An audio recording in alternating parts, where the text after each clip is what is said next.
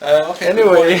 So let us start today's lesson. Today's lesson is actually mostly I want to use GeoGebra, but unfortunately when I bring GeoGebra down, I lose the board in the middle of it. Okay. But let us try to see if we can manage both of them. So the next lesson is the zeros of polynomials. Okay, so what does it mean? If you have a polynomial, let me change the color.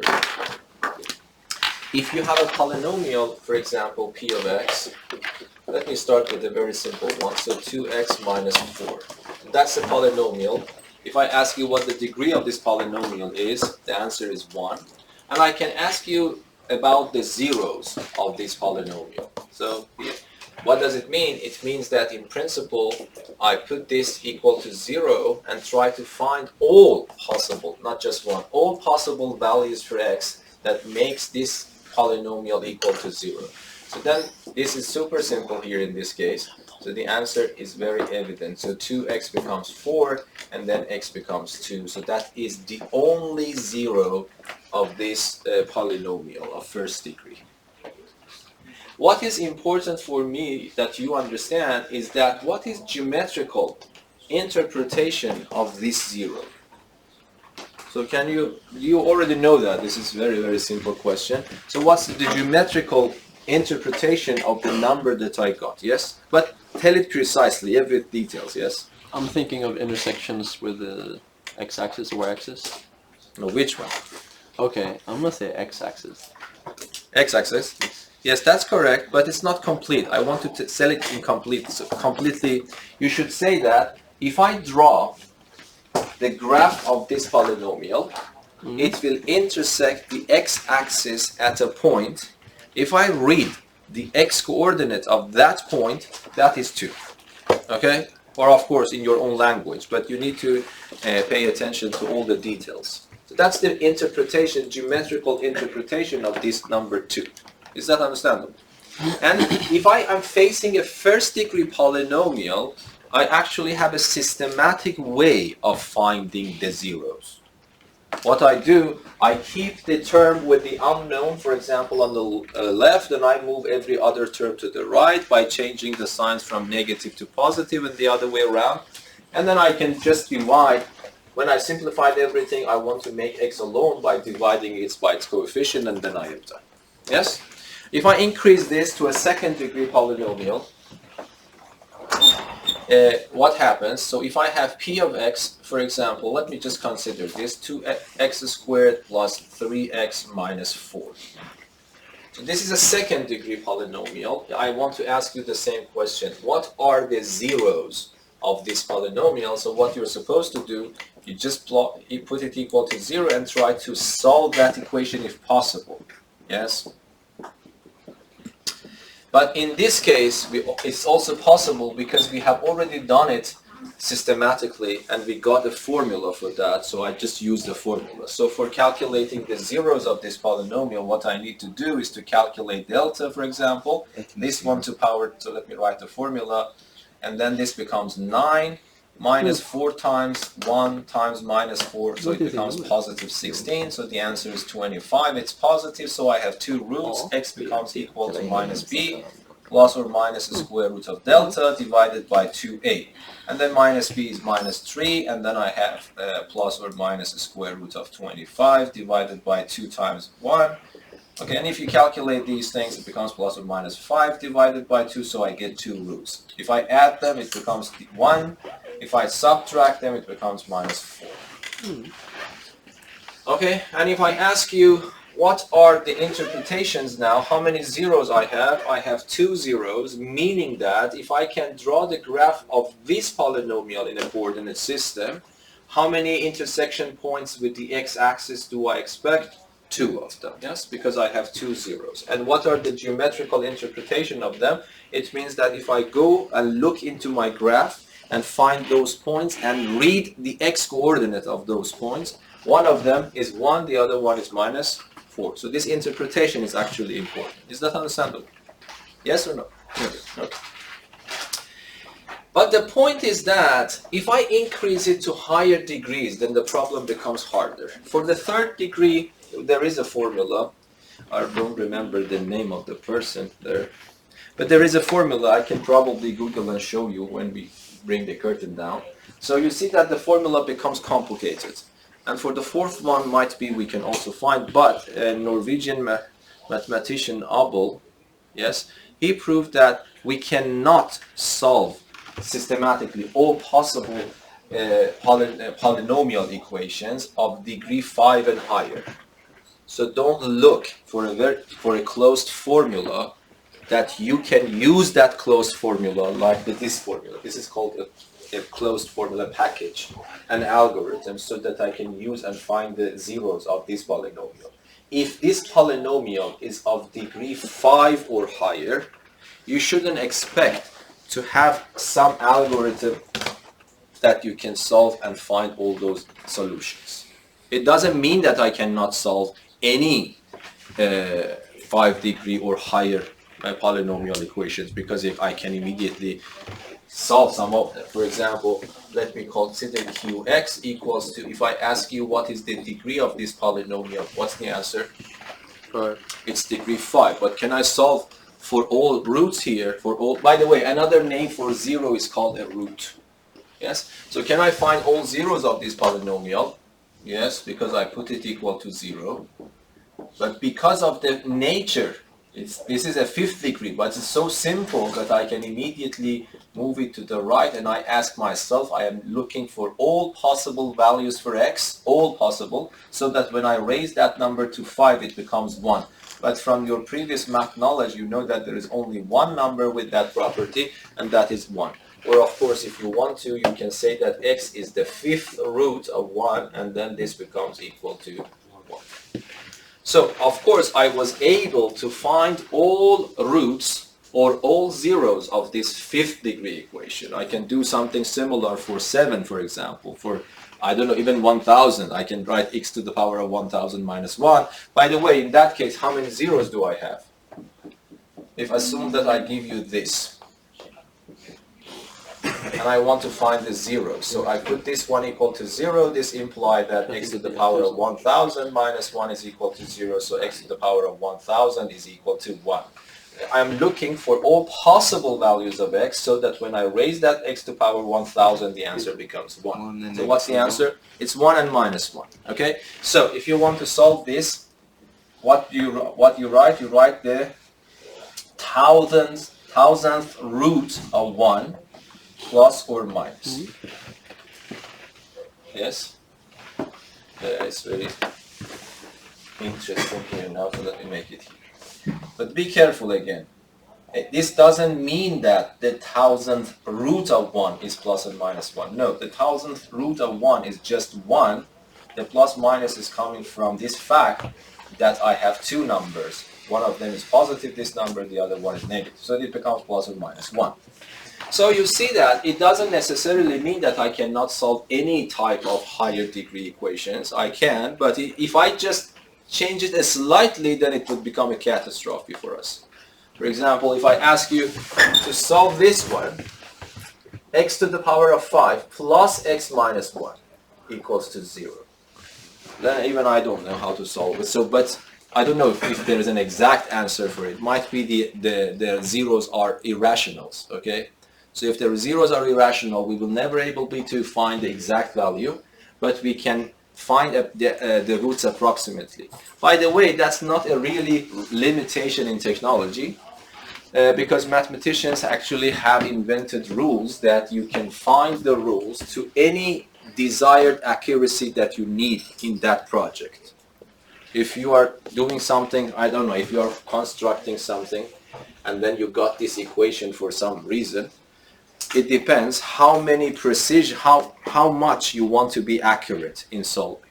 If you need 2 decimal points, the mathematician tells you what to do to get the answer up to 2 decimal points. If you need to know the zeros up to 3 decimal points, again, they have invented algorithms what to do. Just doing the same algorithm with more repetitions to get the answer up to 3 decimals accuracy. Yes? So you can, in principle, solve the problem in practical problems. And then, of course, if the roots are irrational, you shouldn't expect to get the exact value. If I ask you what's the exact value of a square root of 2, we don't know. Yes? But we can get approximate values. I can say 1.4 is a good approximation, but good in the context that you are working. The next approximation is 1.41. I don't know what is the next approximation. But if I ask you what's the exact value of a square root of 2, you don't know. Yes? So square root of 2 is just a name for what?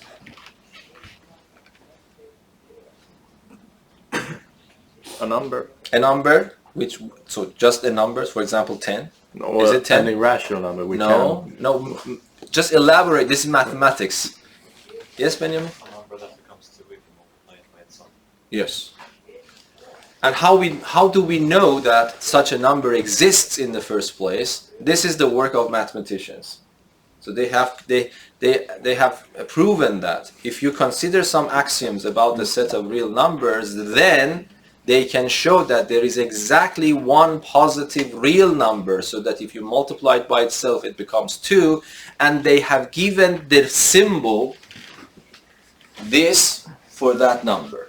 So if I say what the square root of 2 is, there is one explanation. It's a number that if I multiply it by itself, it becomes 2. That's it. But how do we know that such a number exists? Yes, that's a reasonable question. Mathematicians have already answered that question. So they have confirmed that yes, such a number exists, and that's just one number. So let us use one symbol for that number. So that's just a representative. Whenever you see this, you need to remind yourself of such a number. Yes? How did they confirm that it exists? No, this is a little bit hard, because you need to start studying the properties of real numbers axiomatically, systematically. So then, for example, you need to understand what is the meaning of addition, what is the meaning of subtraction, raising to power, multiplication. So you need to study those things. And these are not the things that you can study them only if you choose mathematics, pure mathematics in university. Is it a number theory, or what you call it? No, this is analysis. Mathematical analysis. Number theory is not working with real numbers mainly. They are discovering properties of integers. That sounds fun. Yeah. Number theory is actually discovering properties of integers mainly. Of course, it doesn't mean that they don't work with the set of real numbers at all. But this is called mathematical analysis and calculus, if you want to. Yeah, simple name for that. Anyway, so now you understand these symbols. If you want to listen to this, you can listen to my lectures. This year I changed the method a little bit in Math 1C. I have taught 10 sessions for exponents in Math 1C. So if you want, you can just go and look at those videos. I think there are some good informations there. Okay, anyway, so square root of 2 is, I don't know, let us go back to our main topic. I just told you that even though I can find the roots of this exactly, it was very, very simple. But if I just change it a little bit by putting an innocent extra x there, then of course that would be a big problem for me to solve. Yes? Is that understandable? But let me also talk a little bit. So is it guaranteed that there is a root for this? So Fruitfish Gauss actually, so this is called the king of mathematics, or I don't know, something like this, is a very brilliant mathematician of 19th century, German mathematician. So he actually was working, he was the inventor, more or less, the progenitor of the complex numbers. And he was working on these kinds of problems so that the idea of complex numbers came into his mind, yes? So he actually was able to show in his PhD thesis that if I have a polynomial equation of this form, it has at most 5 roots, 5 zeros, not more. But unfortunately this word at least, so for example, you see, what is the degree here? 5. But how many zeros are there? 1. Just 1. But he was able to show that for this polynomial, it is not possible for any, not just this one. If you consider any 5th degree polynomial, the number of zeros is at most 5. Let me ask you one simple question. Can you just immediately cook up a fifth degree polynomial with exactly 5 roots? No. Let me ask you one question. Can you give me an example of a fifth degree polynomial with 6 zeros? 6. No. With 6 zeros? No. No. Why? Because of the Gauss theorem, yes? He showed that there are at most 5. So if I ask you, give me an example of a fifth degree polynomial with 6 zeros, you should say that it's not possible. Yes, but might be you don't know why it's not possible, but if you're really interested, you go and read his work and understand why it's not possible. Yes, but let us forget about that. Now my question is this. Can you give me a fifth degree polynomial that has exactly 5 roots? Okay, what is that? What's your example? X multiply x minus 1, x multiply x minus 2. Yeah, exactly. So it's very simple to cook up that. Yes, you see, x times x minus 1 times x minus 2 times x minus 3 times x minus 4. Let us consider first. Let me call it x. Let us study this one step at a time. First of all, do you agree that this, what I have written, is an algebraic expression, of course, but do you agree that is also a polynomial? Yeah. Why? Because if you can imagine, if I start multiplying them, it is not possible to get negative powers for x, yes? What was the meaning of a polynomial? You should always have non-negative integers as powers. And of course, it is clear, you can imagine, if I start multiplying all this mess, then I will see that all the powers are positive integers, yes? So that's a polynomial, yes? Now let me ask you, do you agree that the degree of this polynomial is 5? That's also part of your lesson. What is the degree of this polynomial? 5. Why? Because if I ask, this is a product of some polynomials, the degree of this one is 1, the degree of each one of them is 1, and I am multiplying them. So do you remember the rule, the degree of the multiplication, the degree of the product is the sum of the degrees. So the degree of p of x is 1 plus 1 plus 1 plus 1 plus 1, and it's 5. Yes or no? Yeah. Yes. Okay. And now, how many roots are there? This is a fifth degree equation, but you can solve it easily. If I put it equal to 0, this is the property of this number only. Yes? So I have x minus 1, x minus 2, x minus 3, x minus 4 equals to 0. Even though this is a fifth degree polynomial, but I can immediately solve it and find the roots. Why? Because we have a property of real numbers, and that is called the zero product rule, okay? So it tells you that if the product of two numbers is equal to 0, at least one of them should be equal to 0. Yes?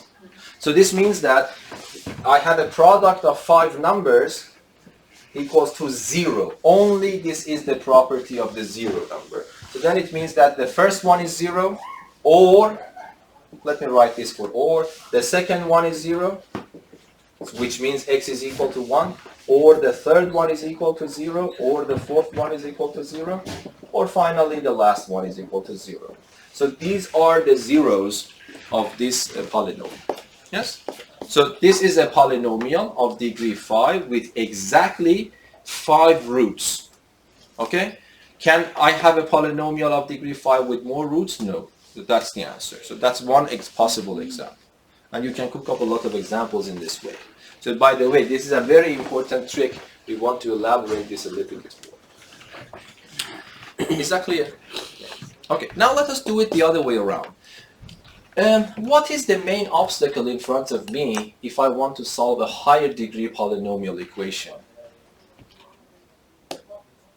Yes? Factorization. Yes, exactly. Very nice. Thank you. So if you can factorize your polynomial, the problem becomes easier. Yes? Why is that? Because, for example, let me give you an example. Let me try to cook up a non-trivial example. Okay. Let me do something like this. P of x is equal to x to the power of 3 plus 2x, let me minus 3. Of course, for this type of polynomials, there is a formula for that, even though the formula is more complicated than the delta formula, but still there is a formula. But that's because this is not part of your lesson, so at this level you don't know that formula. So if you want to solve and find the roots of this equation, you don't know what to do unless you can factorize this polynomial. If you can factorize the polynomial, what happens? Because you have a third degree polynomial, you want to break it down to more factors. So what happens? Each factor, what would be the degree of each factor? The degree of each factor definitely should be lower than the degree of the original polynomial. Yes, because the polynomial, if you multiply the factors, the degree should be 3. So it means that each one of those factors should have degree lower than 3. And if you have a degree lower than 3, it means that you might face the degree 1 polynomial or degree 2 polynomial. And you already know how to solve degree 1 polynomials and how to solve degree 2 polynomials. So the main obstacle in front of us that we cannot solve that problem easily is that because we don't know how to factorize them. Okay? So here, if, for example, and factorization is not something very trivial if you want to do it manually, okay? So here, for example, I don't know if I can myself solve it like that.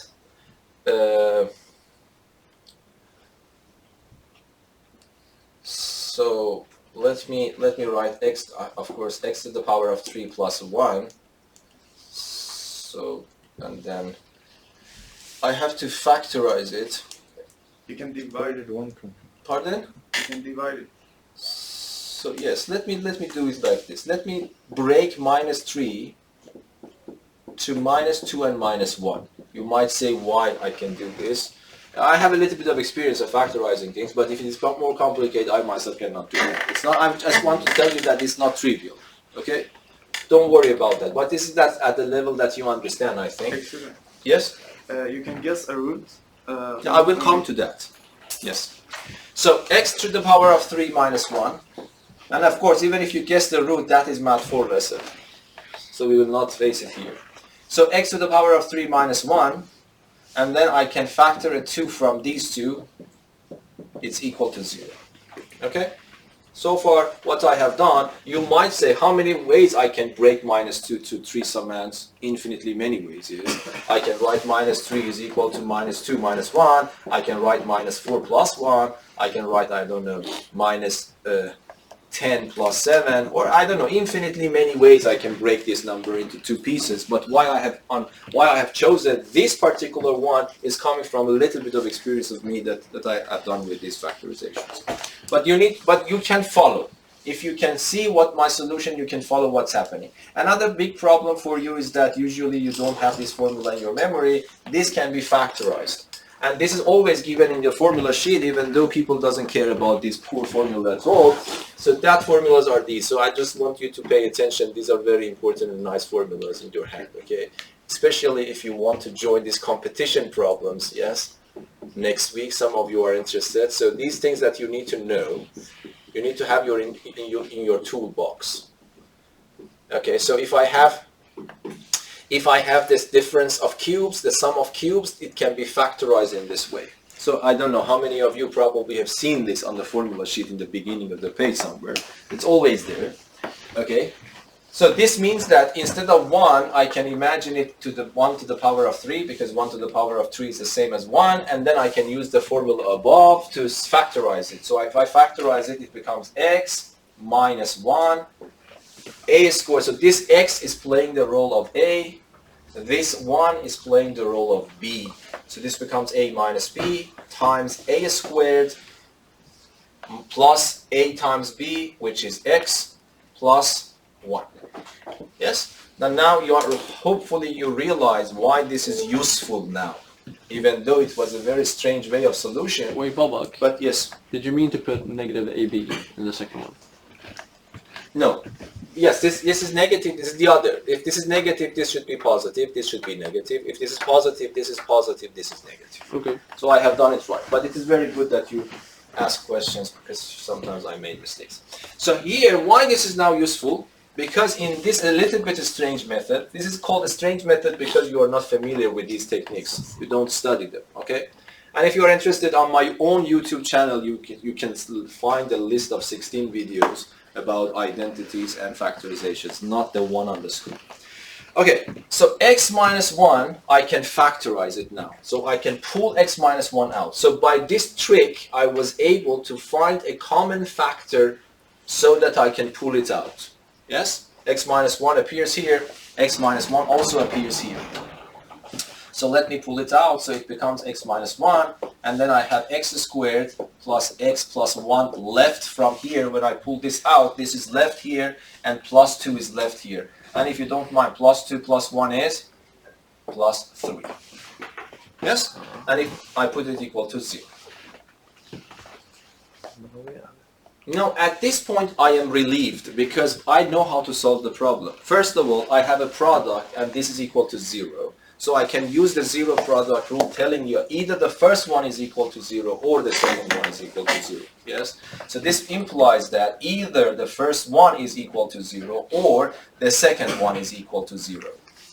Okay? And by the way, forget about complex numbers. We don't study complex numbers until Math 5. So whenever I say what are the roots, I always mean in the set of real numbers. Okay? So here, x minus 1, do I have any problem solving this? No, that's a first degree equation. Do I have any problem solving this? No, that's a second degree equation, and I already know how to solve those in principle. Yes? So it means that I was able to break a third degree polynomial into a product of a first degree and second degree, and I know how to solve them. So the first answer is immediate. The answer is 1.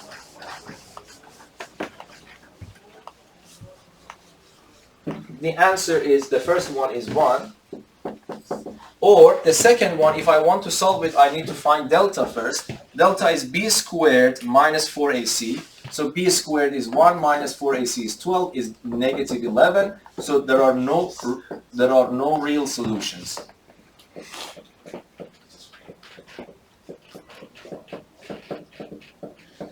Okay, so at the end, how many roots do you have here? Before solving it, how many roots at most you expect? 3. 3. But when you solved it in practice, how many roots you found? 1. 1. So that's not in contradiction with what Gauss wrote, yes? But then later, when we go to complex numbers, we can say there are exactly 3 roots in the set of complex numbers. Okay? So that's a different story. But for the set of real numbers, here, I am facing a third degree polynomial, but at the end I got just one solution. So what does it mean? It means that when I draw the graph of this function, how many points of intersection do you expect between the graph of this function and the x-axis? 1. Exactly 1. And where does this happen? At the point with x coordinate equals to 1. Yes. How did you remove 2? No, I didn't times x remove. minus 1? I told you that I pulled this out. Yeah. This is left from here, and a positive 2 is left from here, and positive 2 plus 1 becomes 3.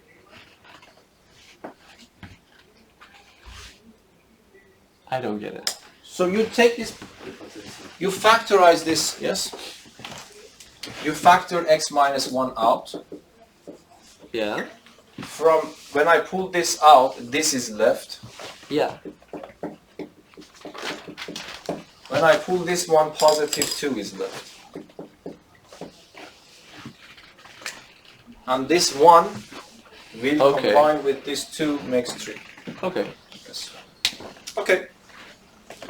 So now we understand that if we can factorize, then the problem becomes simpler for us, and then eventually we can solve the problem. But the bad news is that factorization is not simpler than finding the roots, actually. So if you can, more or less they are equivalent.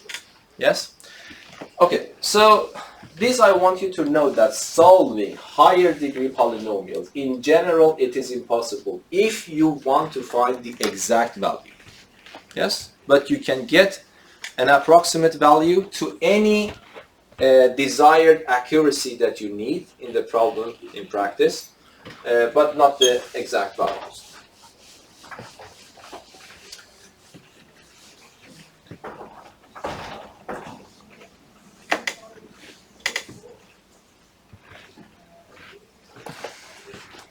Okay, let me ask you a better question. I ask you, can you give me an example of a polynomial of degree 2 So I'm asking you about an example of a polynomial of degree 2 so that one of its roots is equal to 1. Can you tell me what is the general form of such a polynomial? Give me the formula for all possible such polynomials. Let me repeat my question. I am asking you to give me a formula that generates all possible second degree polynomials so that one of the roots is equal to 1. Yes? By one of the roots, do you mean that there have to be two roots? Yes. Okay. X minus 1 multiplied No, that's important. What's that something? Yes? Multiplied by the glass, for example? Because that's also a thing. 1 multiply b multiply x plus c. Yes, bx plus c. That's what you mean. Yes, why is that? Because he is saying that I want to have a second degree polynomial. One of the roots is given to me which is supposed to be equal to 1. So what does this mean to you? It means that if you think in a different way, it means that if I factorize the second degree polynomial, one factor should be what? X minus 1. Yes, because it should be a factor so that when I put it equal to 0, it gives me 1. Is that understandable for everyone? So again, if I ask you to give me a second degree polynomial so that one of its roots is equal to 1, it means that if I succeed to factorize this polynomial, one factor should be a factor so that when I put it equal to 0, it gives me 1. Yes? So this means that this should contain this factor. This should contain x minus 1 as a factor. Okay? But I cannot leave it like this because this is a first degree polynomial. My question I'm asking you, give me an example, give me a formula for all possible second degree polynomials. So what does it mean? It means that I have to multiply it by another first degree polynomial to make it second degree polynomial, and x minus 1 is already there, so one root is guaranteed to be 1. But so what can I write here? I can write, for example, ax plus b. Yes? Is that understandable? Let me ask you in this way. Probably this is easier to understand. Let me ask these questions. What is the degree of this polynomial? Everyone. It's 2. Why? Because this is first degree, this is the first degree. What is one of the roots of this polynomial?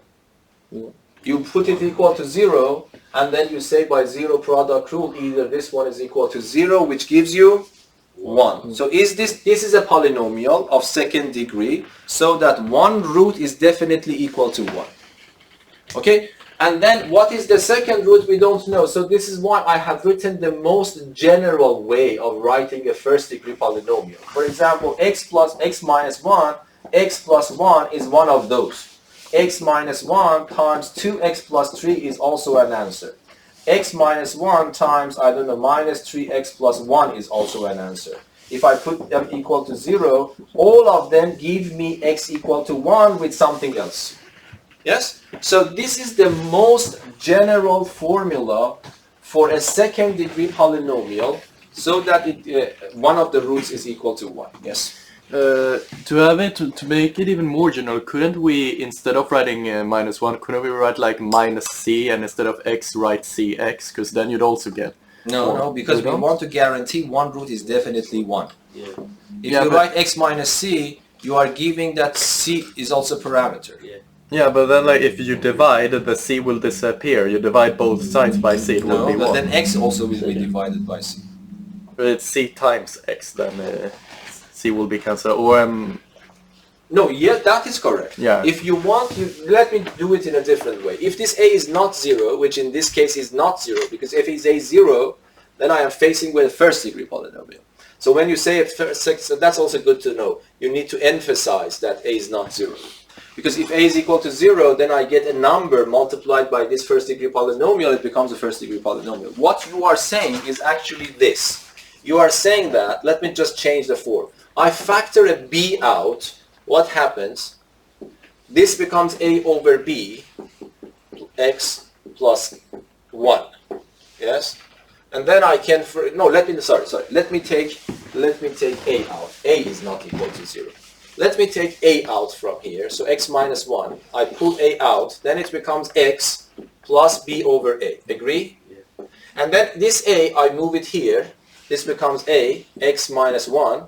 And x plus, instead of b over a, I choose another letter, x plus c.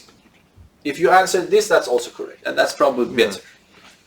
It will come to this. Yes? Okay. Is that understandable? Yeah, that was what. So this is what probably you say. It doesn't matter if you can write x minus c. So that's a good thing to write. So this form and this form, even though they look different, but they are equivalent in generating polynomials for you. But the point is that how many pieces of information, this is extremely important, how many pieces of information is needed to specify p of x exactly in this form? 2. I have 2 free parameters. If I want to specify one unique second degree polynomial, I have to specify the value for a, I have to specify the value of b. So I have 2 parameters free to move, yes? Free to be chosen. But in this case, how many free parameters you see again? Again 2. So that is extremely important thing. It doesn't matter how you write it, you cannot eliminate, you cannot go from 2 pieces of information to 1 piece of information. So that is extremely important. So to specify a polynomial in this form, I need to give you 2 values. To specify a unique polynomial of second degree with that property, even in this form, I have to give you 2 values. So there is no way to get rid of 1 piece of information. You have to provide me for 2 pieces of information. By the way, is that understandable? Let me ask you another question. By the way, if I want to specify a second degree polynomial, how many pieces of information I have to provide for you so that you can give me exactly one unique second degree polynomial?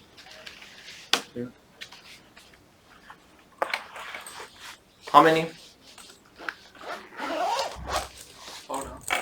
Again, how many pieces of information is needed so that you can specify a second degree polynomial uniquely? Yes? No. What? No. No. How many? These questions are extremely important in mathematics. This gives you feeling about what you're doing. Yes? Why? Because you need to know what A, B, and Thank C you. are. Very nice question. So when I ask you give me a second degree polynomial and you give me an example, your brain is deciding about 3 numbers. Yes? For example, if I ask you write a second degree polynomial on the board, I don't know, so it might be you write this. But if you ask your brain, how did you do that? Your brain will answer, I decided about the coefficient of x squared and I chose 2. And I decided about the coefficient of x, I decided to be 5. And I decided about the constant term to be minus 3. So your brain has decided about 3 pieces of information. So if you really want, and then of course, it's also clear, if I ask you write the most general form of a second degree polynomial, how do you write it down? ax squared plus bx plus cx plus c. How many free parameters are involved? 3. Yes? So I have to provide you 3 pieces of information if you are supposed to answer me uniquely the polynomial. But let me ask you another question. Here, you see 2 parameters. Is it a contradiction with what I said here? No, Why not? because in the second example, the b value is 0. But in the first example... Okay, but I told you that you can find, what I'm telling you that here p of x is, the most general form of this p of x needs 2 pieces of information. But I just told you that I need 3 pieces of information.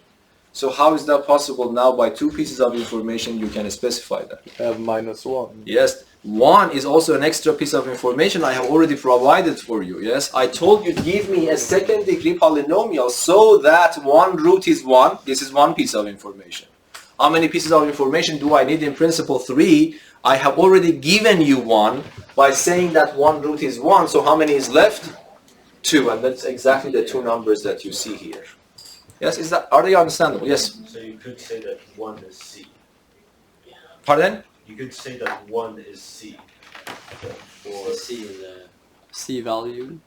the C. So I don't know which value is that, because if you start multiplying them, by the way, so if you multiply this, it becomes ax squared, then bx, then minus ax, then minus B. and minus b, and then you have to write it in a standard form. Standard form means that one term, one quadratic term, and one first degree term, but I have it in two places, so this will give me b minus ax and minus b. Now that I have written it in a standard form, yes, a is exactly this a, but what is playing the role of this b? B minus a is playing the role of that b, and minus b is playing the role of that c, if that was your question.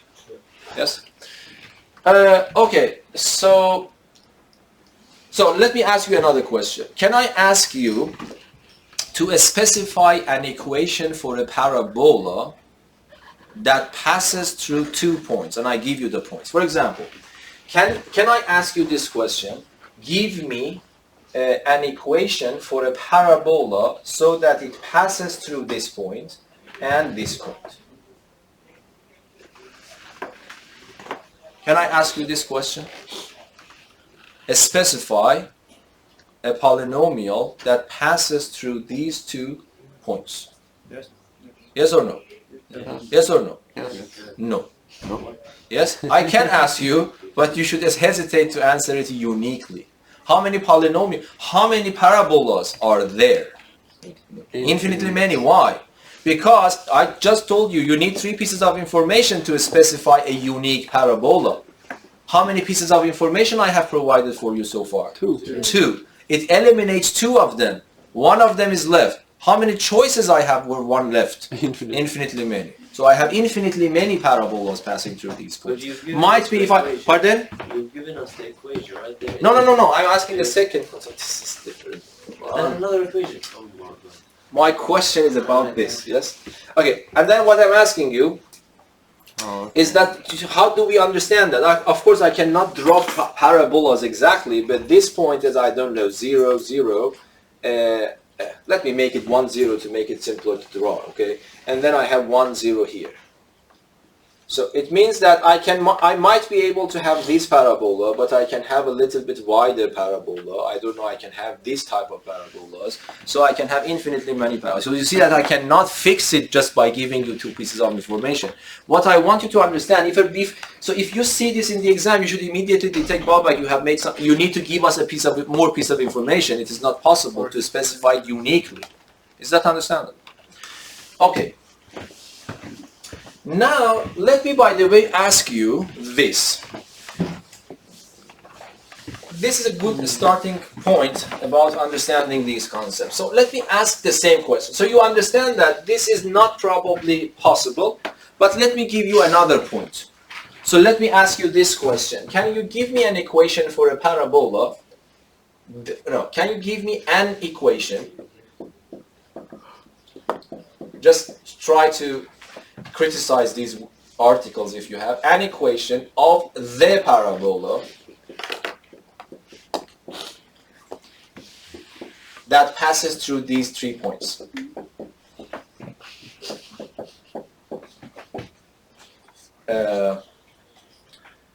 Let me write it as, so if you don't mind, let me make it, I don't want to work with fractions, so and You then hate I make fractions. it 1, yes, minus. Okay, my question is that, give me an equation of a parabola, of the parabola that passes through these 3 points. First of all, let us talk about this article the. Do you think it's sensible? No. Why not? Just think, okay, don't spoil my questions, I will run out of examples. Okay, we'll run out, yes. Well, I think... I don't know. Should I use the article the here or a? When you say the, you mean there's only one parabola. Yes, yes, that's the English. What so? So I don't know how. Probably you also have the same thing in Swedish. Yes, but this the. Should I use the here or a parabola? A. Yes. Oh, I have to start kidding myself. Yes, yes, yes, Benjamin. Should it be because you have 3 points of information? Yes. I just told you that if I provide you 3 pieces of information, that parabola is unique. So I have to use the here. Yes? But should I use the equation or an equation? By the way, some books are actually not considering these things, so they're just running even. But The of course, equation? An equation. an equation. We don't have the equation. Why is that? Can you elaborate on that? So for example, if I give you this, this is an equation of some parabola. I can write it in this way. Let me just multiply it by 2.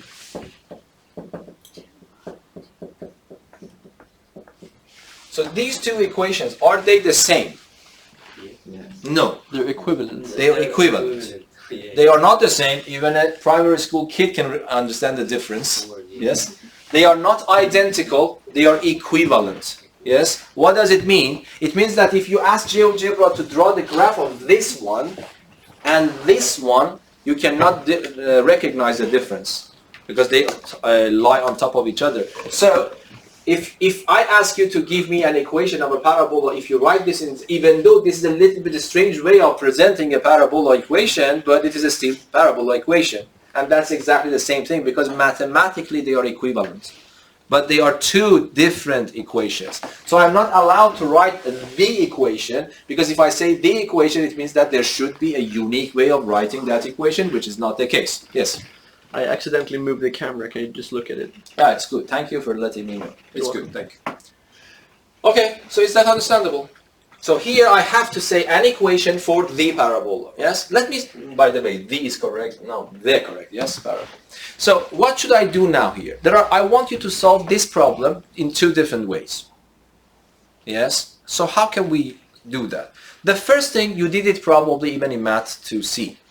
So what we do, yes, you want to say something? Okay, so yes, well, how should I do that? I want to find an equation for the parabola that passes through these 3 points. Yes?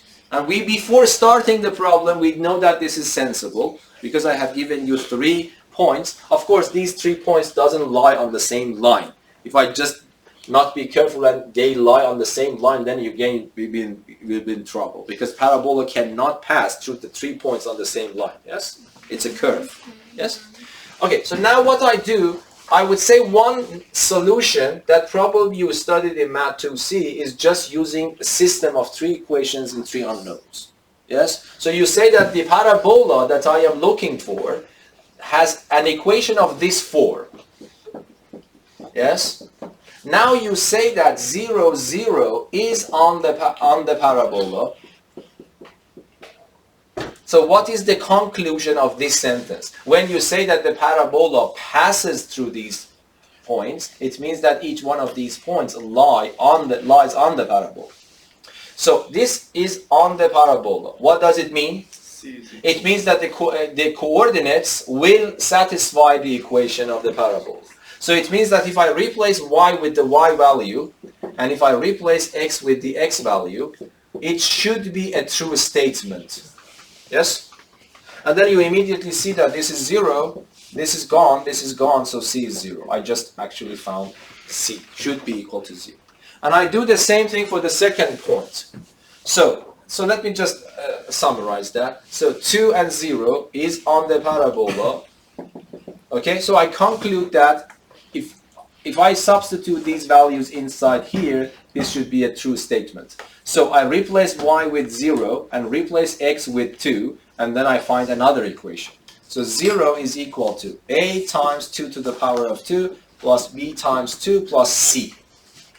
But this is 4a plus 2b plus c equals to 0. This is another equation. And finally, this should also satisfy this equation. So I replace y with -1, and instead of x I put 1. So it becomes, let me just do it in my head. So a plus b plus c. Agreed? Everyone agrees with these equations? Yes or no?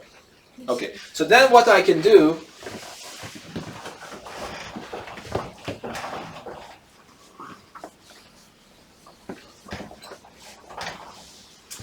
so what can I do? I have to solve this system, but this system is very simple for you. So one equation is c is equal to 0. The other equation is 4a plus 2b plus c is equal to 0.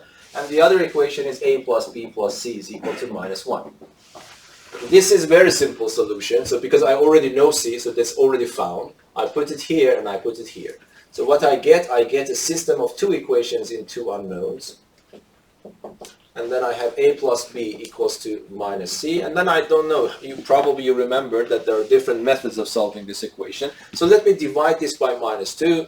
This becomes minus 2a minus b is equal to 0. And then I just copy and paste the second one. And then I add these two equations. So this unknown is gone.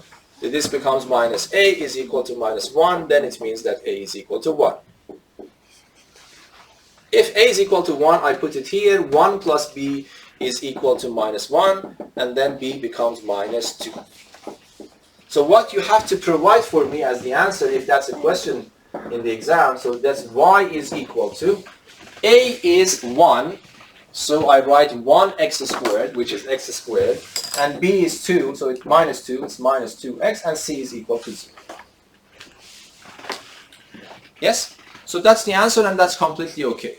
But I want you to draw your attention to an alternative way of doing this now by this kind of arguments. So now you have a little bit of advanced mathematics in your toolbox so you can solve the problem. By looking at this piece of information, you can immediately realize two roots of this equation. Yes? I intentionally give them anyway. So if I ask you, I have a polynomial in mind, don't look there. By just reading this pieces of information here, you can immediately find the two roots of your second degree polynomial here. What are the roots? 2 and 0. 2 and 0. Why? Because I told you that the zeros are the intersection with the x-axis. Yes? When you say 0, 0,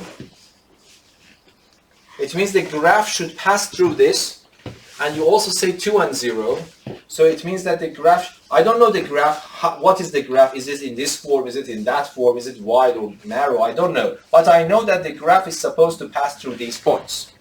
So these points are intersection points with the graph and the x-axis. So this point is 0, x coordinate is 0, this point is x equals to 2. Agree? So by reading this, if you're a little bit observant, you realize that these are the zeros. Now let us solve a different way. I would say that because my polynomial is a second degree polynomial and it has two zeros, it means that x minus 0 should appear as a factor. Yes or no? And x minus 2 should also appear as a factor. Is that understandable? Because the roots are 0 and 2. So it means that if I have a polynomial and factorize it, there should be a factor of x minus 2 and a factor of x minus 0. Is that understandable? If you don't understand, please let me know, because this is the new lesson in Math 3C.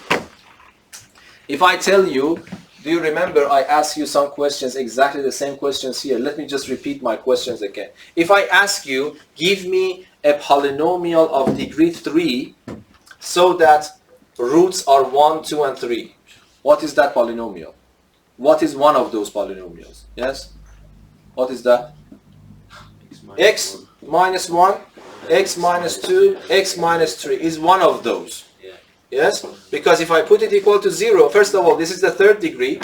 And if I put it equal to 0, I will get these numbers. So this is one of those polynomials. Yes or no? Yes or no? Yes. Yes? Okay. So now I know two zeros. So the second degree polynomial whose zeros are 0 and 2 is in this form, but it is not clear, it's not finished. So might be there is a number here, a, which I don't know.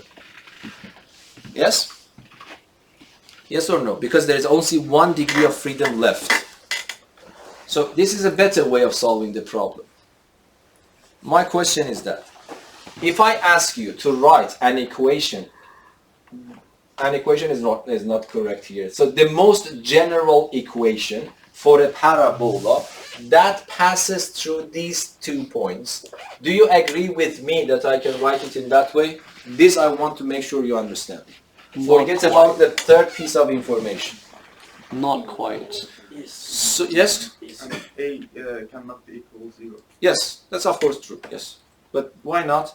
Well, because I'm asking you, for example, in the case of these numbers, I ask you to give me an example of a third degree polynomial so that 1, 2, and 3 are the roots of that polynomial. Do you agree that one way of answering that question is this? Yes. Yes? Yes. Now I'm asking you to do the same question but for a second degree polynomial. I have given you that 0 and 2 are the roots.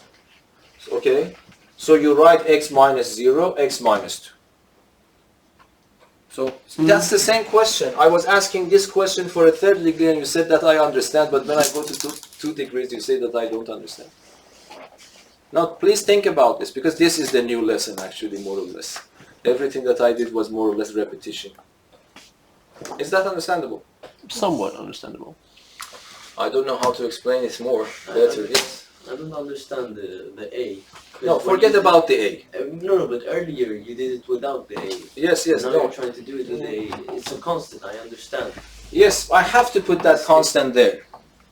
Yes, because if I don't put that constant there, is it one parabola or infinitely many parabolas? Exactly. What is this one? Answer this question. It's one. It's one parabola. But am I allowed to give you one parabola with two pieces of information? We discussed about that. This is not possible. So 1 degree of freedom is left. Yeah. So that means that the parabola that I have, if I add a to here, it does not work. Yes, because then if I put it equal to 0, there is no guarantee that the roots are 0 and 2.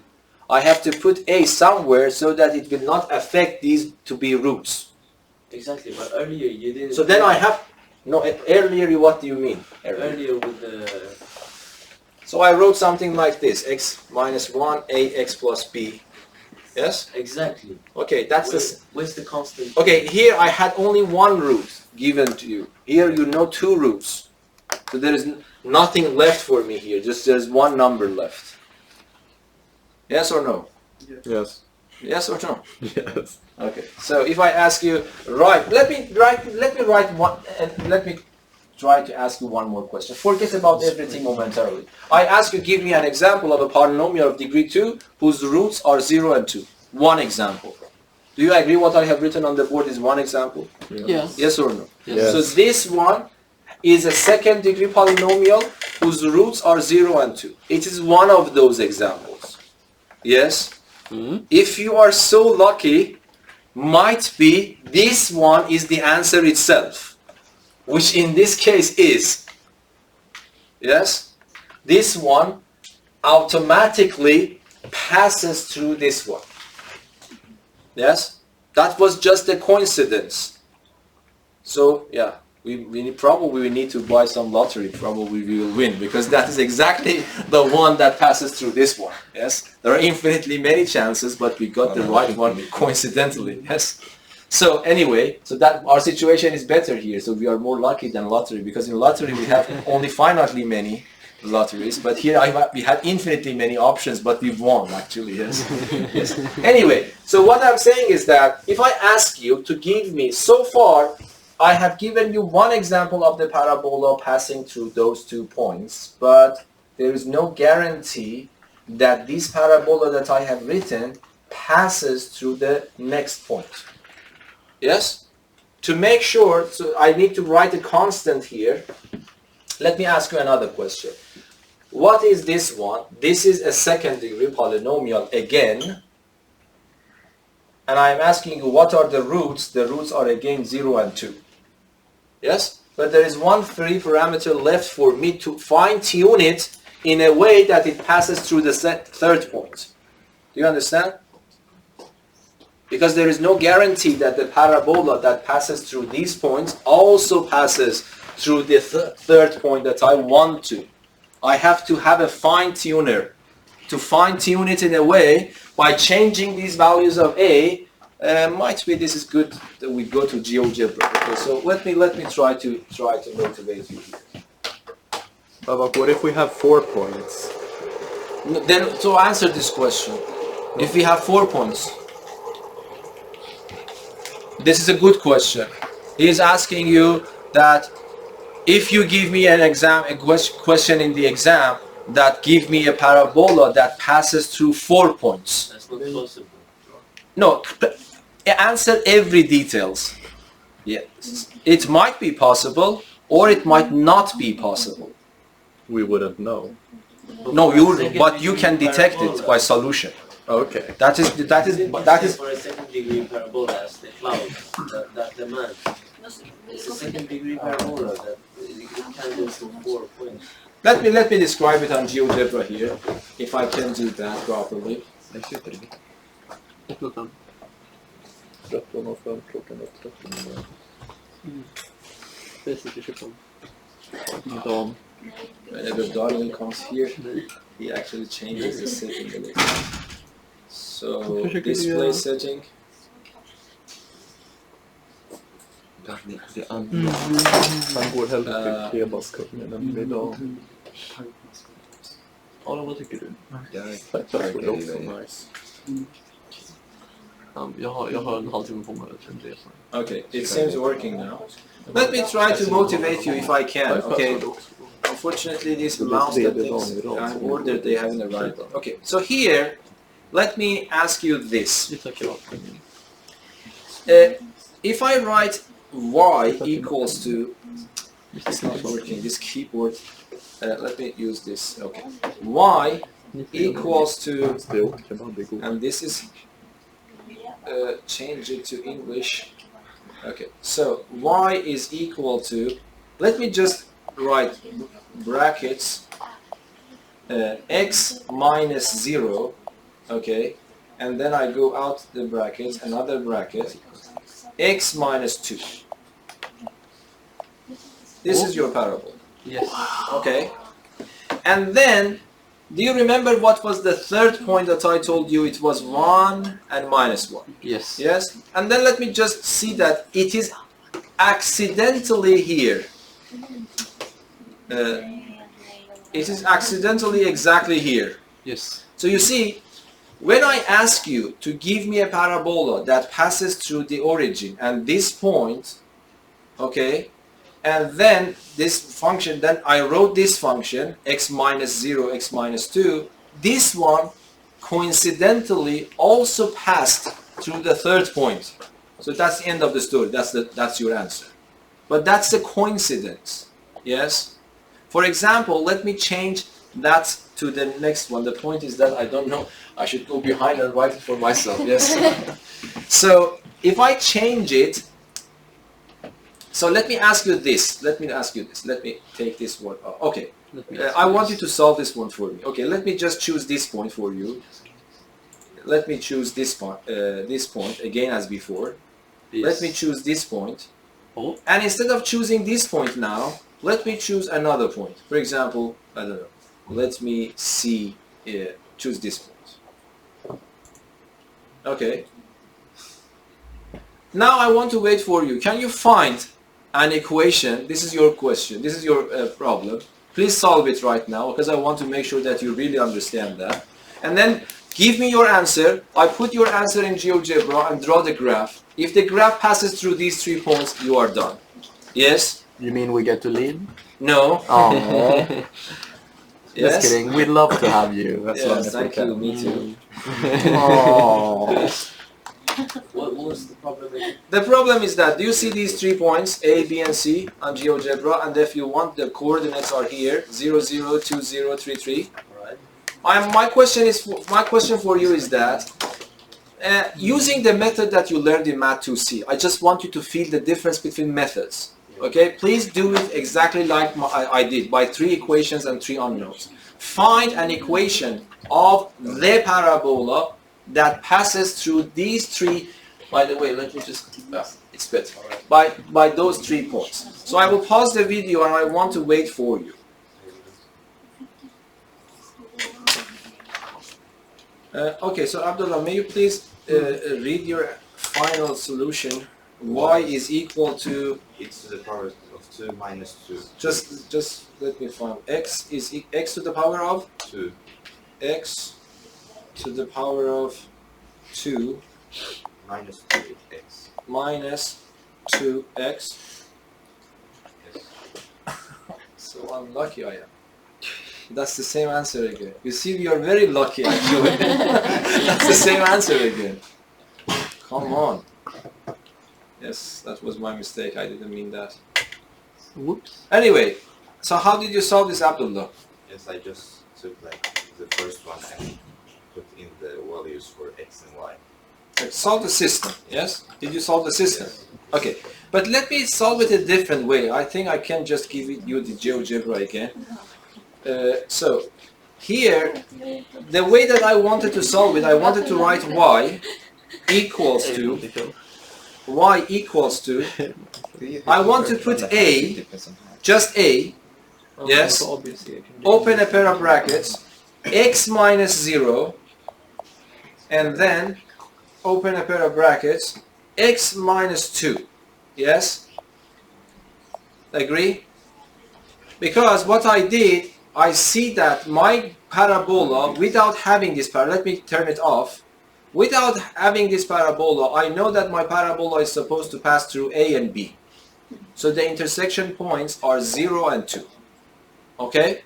I implemented that in GeoGebra, but I put an extra A here because there is another thing. Let me see what happens if I press enter here. Unfortunately, I don't know how to press enter in this keyboard, so let us, it should automatically,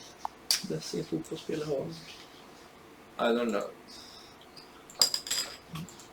It should automatically give you a slider. Oh, just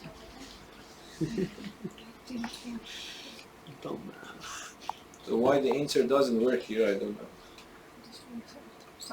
You're very unlucky today. Yes, very unlucky. Let me just type it again, because the problem is that this keyboard is for decoration only. It's not just working. Yes. Okay, so let me just do it.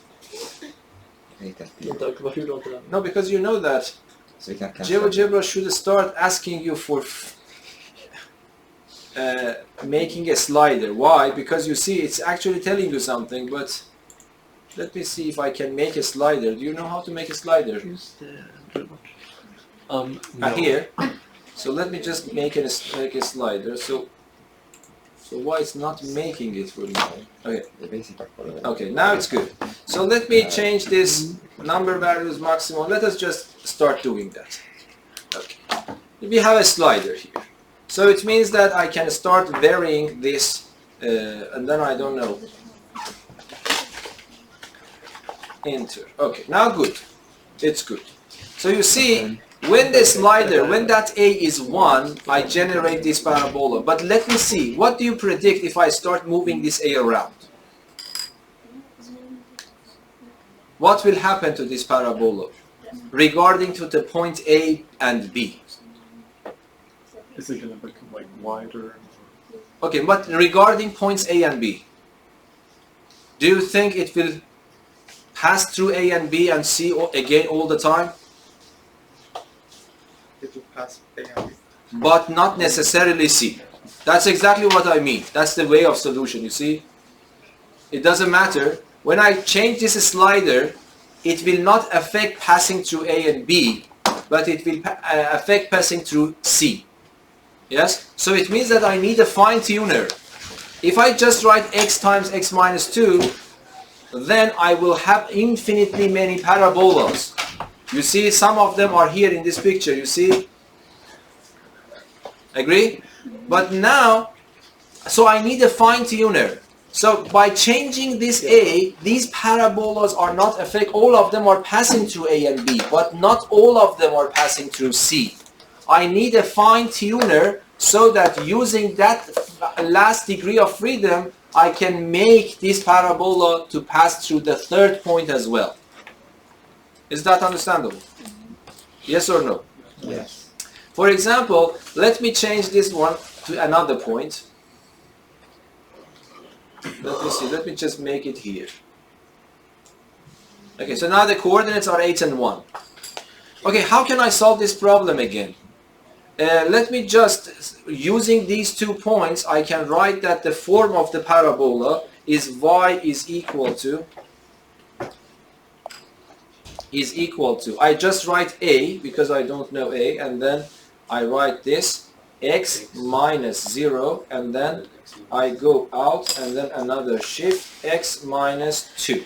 This is what I want you to learn. You see, now when I press the enter here, so the slider is this one. Now let me change this slider. You see, it is not passing through this point C yet. If I go in this direction, there is no hope. Yes, I'm making it worse. So I have to go to the other direction. So I have a fine tuner in my hand now. I want to fine tune this A in a way. Oh, I did it very fast. It's very hard to detect that one now. One. Yeah, this mouse is. I think the intervals are too big. Press on. No, I don't Then think, go because to- it passes through this one. Let me just. Press on the A. then No, it does, One. Yeah. but it's between like Can I pause the 0.1 video and there? 2. Yes, at one. No. Oh. But I hope that you agree that sometimes it passes. Yes. Yes. Okay. Can you detect that number for me now? In theory. What then? So this is the last part of the lesson. So you see, I want to find that A. I was not able to do it, but let us use mathematics to find that A by hand, and then put that value here to see if it works or not. Okay? So the question is that I want to find that particular value for A so that this passes through point C as well. Okay, so let me just turn this off, and then of course I can turn it on again. So the solution is this. The point was 8 and 1, yes? Yes. You remember? So here, what I write it, I would write y is equal to A, I don't know yet, but I know it should be x minus 0 times x minus 2, yes? Yes. I have another piece of information. This parabola is also supposed to pass through this point. Yes. Yes? And then, how can I use this extra piece of information to fine-tune A? The answer is clear. Yes, sir. This point is supposed to be on this parabola. So its coordinates should satisfy this equation. Instead of y, I put 1. A, I don't know. Instead of x, I put 8. Instead of x, I put 8. Agree? And then what happens? 1 is equal to 8 times 6 is 48. So it becomes 48A. That is why I was not able to detect it, yes? A was 1 divided by 48. So the answer is this one. So if I go back to GeoGebra again, How did you know it was recorded at 8 and 1? no, because I will show you. I changed the coordinate. You changed it. Yes, yes. So You have some delay sometimes because Yeah. you're on your own work. Yes? Okay, can let us divide 1 by 48. I don't know, can I? So 148 is how much? 1. 0.0208. What? Just tell it to me. 0.02. 0 point, just wait, 0.02. Positive. Yeah. That's what it says. Okay. 0 point. 0.0208 So- repeating. So I don't know. Let me see. So let me see that. Okay. 0 point.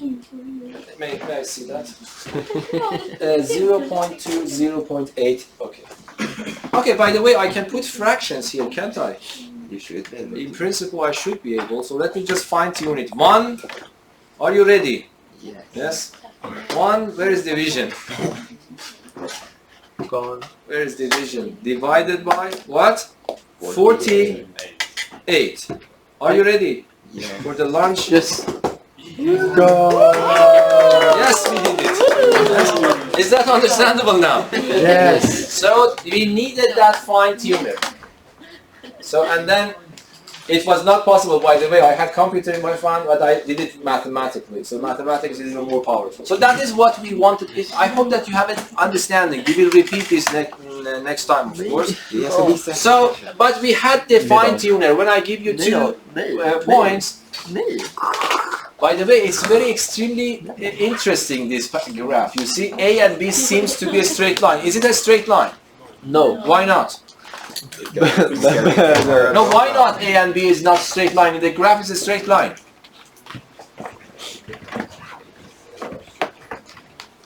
Why is that? If you see this, do you think it's a straight line or not? Don't think so. Okay, if you Is look it at it a like straight line or not? Yes or no? no, Yes or no? No. It cannot be. It's a parabola. exactly. Yes? Let us check. Don't skip. I should be able to zoom in somehow. It's a second degree. Yes, now you see the deviation is happening. It's gonna. Oh, Oh! wow. That is why your eye were not able to detect that. Exactly. So this is the power of mathematics. We knew that this is not the case. So be careful about these things and try to enjoy your life now. And the only way You know more than before coming, yes? Yes, we do. Babak, are you enjoying your life? Yes, yes. to. We will enjoy our life Yeah, good. after Thursday.